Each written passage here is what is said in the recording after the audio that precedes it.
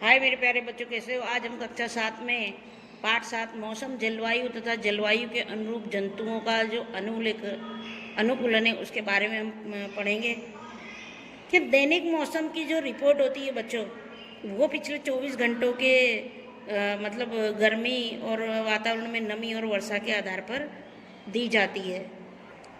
किसी स्थान पर तापमान, आर्द्रता यानी वातावरण में नमी, वर्षा, वायु वेग आदि के संदर्भ में वायुमंडल के प्रतिदिन की परिस्थिति उस स्थान का मौसम कहलाती है। तापमान, आर्द्रता और अन्य कारक मौसम के घटक कहलाते हैं। किसी स्थान का मौसम दिन प्रतिदिन और सप्ताह दर सप्ताह परिवर्तित होता रहता है। मौसम एक अत्यंत जटिल परिघटना है। यह क्षण भर में भी परिवर्तित हो जाता है। कभी भी यह नहीं कह सकते हम कि सुबह के समय धूप निकली हो लेकिन अचानक ही बादल आ जाए और तेज वर्षा होने लगे। जैसा कि किसी भी मौसम की रिपोर्ट से स्पष्ट होता है कि अधिकतम और न्यूनतम ताप को प्रतिदिन रिकॉर्ड किया जाता है। इस कार्य के लिए विशेष तापमापी जिन्हें अधिकतम होते हैं, जिन्हें अधिकतम न्यूनतम तापमापी कहते हैं। अधिकतम तापमान सामान्यतः दोपहर के बाद होता है, जबकि न्यूनतम तापमान सामान्यतः प्रातः यानी सुबह के समय में होता है। अब हम जलवायु के बारे में पढ़ेंगे। किसी भी स्थान के मौसम की लंबी अवधि, जैसे 25 वर्ष में एकत्रित आंकड़ों के आधार पर बना मौसम का पैटर्न उस स्थान की जलवायु कहलाता है। जैसे कि राजस्थान वगैरह हुआ, मरुस्थलीय जलवायु के ये लक्षण होते हैं। यहाँ पर जो जलवायु होती है वो कैसी होती है? गर्म और शुष्क होती है, लेकिन उसके बदले में उत्तर पूर्वी भारत में भारत के अधिकांश भाग में वर्षा होती है। इसलिए हम ये कह सकते हैं कि उत्तर पूर्व की जलवायु जो है वो आर्द्र है, मतलब नमी वाली है। जलवायु और उसके अनुकूलन के बारे में पढ़ेंगे कि जलवायु का सभी जीवों पर क्या होता है? गहरा असर होता है। जंतुओं के जलवायु परिस्थितियों के लिए अनुकूलन के उदाहरण के रूप में हम केवल ध्रुवीय क्षेत्रों और उष्ण कटिबंध वर्षा वनों में रहने वाले कुछ जंतुओं की चर्चा करेंगे। जैसा कि नाम से स्पष्ट है कि ध्रुवीय क्षेत्र ध्रुवों के समीप स्थित होते हैं, जैसे उत्तरी ध्रुव, दक्षिणी ध्रुव। दक्षिण ध्रुव के कुछ परिचित देश Canada, Greenland, island, Norway, Sweden, Finland तथा अमेरिका में अलास्का और रूस के साइबेरिया क्षेत्र हैं।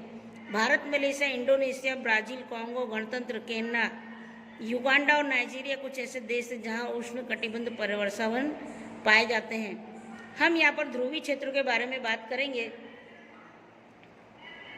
तो ध्रुवीय क्षेत्रों में चरम जलवायु पाई जाती है।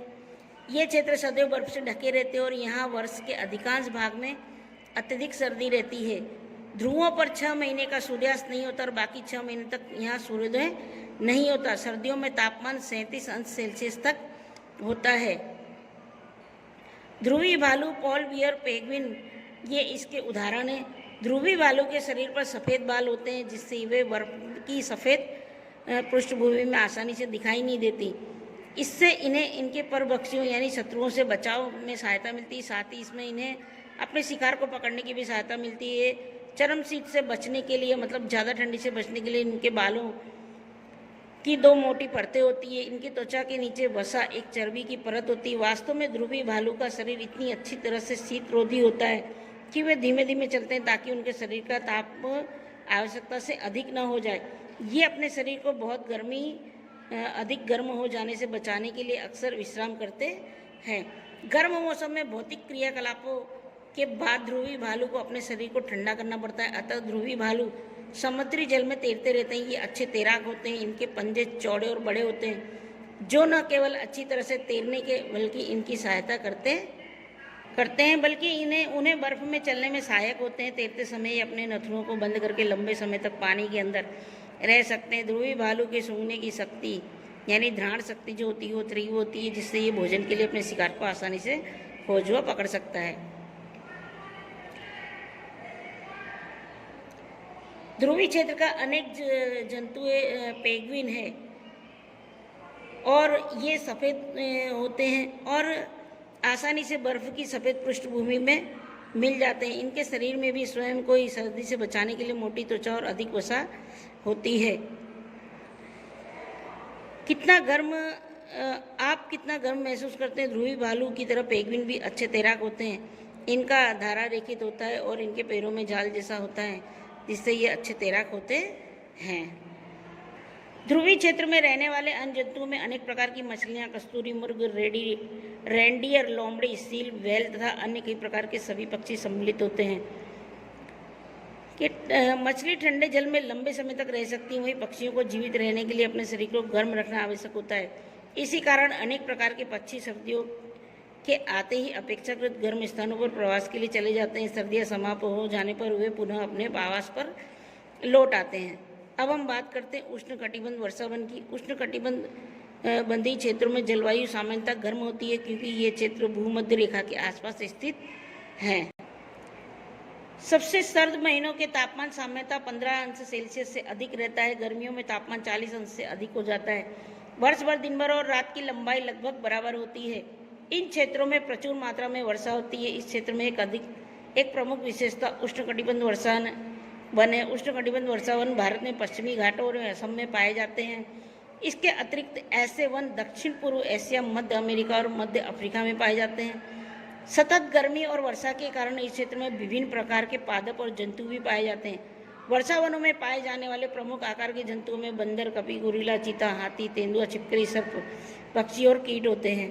अनेक जंतु वृक्षों पर रहने के लिए अनुकूलन होते हैं। लाल नेत्रों वाले मेंढक के पैर के तलवे चिपचिपे होते हैं, जो इन्हें उन वृक्षों पर चढ़ने में सहायता करते हैं जिन पर वे रहते हैं।